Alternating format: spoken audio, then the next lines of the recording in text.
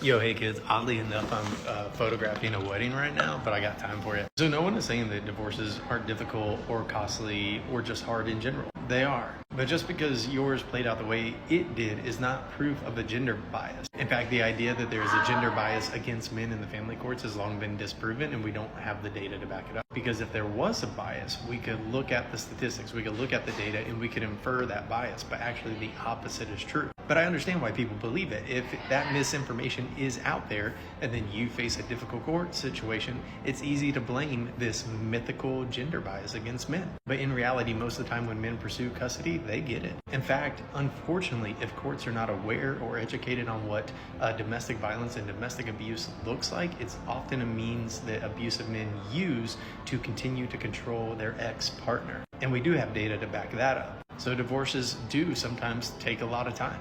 They do take a lot of money. I'm glad you stuck it in there, but it's not proof of a gender bias because there is no data to back it up. And honestly, what happens, that bias myth is so persistent that judges actually tend to favor men because they're afraid of appearing biased against men. And I have a couple anecdotes. The first time I posted this video, there was a guy that came in with this big old sob story. If I could remember his account, I'd put him on blast, but he had a GoFundMe on his account page. He was this dad with this big sob story. He had all the pick-me's, all the dadvocates like picking up his story. Look at this proof. Look at how family courts treated this man and his kids. And the story was that his ex-wife was caught under the influence driving with the kids in the car, and CPS came and took the kids, gave custody over to dad. That even though she had a DUI and she was this horrible person and all this, they gave her the kids back and then let her move out of state. That's his story. And he's been fighting ever since, and so go to my GoFundMe. So I was curious because I'm like, that doesn't make any sense. It just doesn't. Come to find out, it was very easy to find their court case. And the truth is, she did get caught driving with her kids while under the influence. But she had been begging the courts to help her get away from this abusive and controlling man.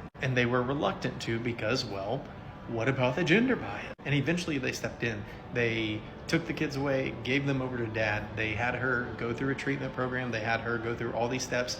And the court findings show that not only did she do it, but she stayed in those services long after she had to. She continued therapy. She continued working on herself. She did everything the courts asked her to do, and then some.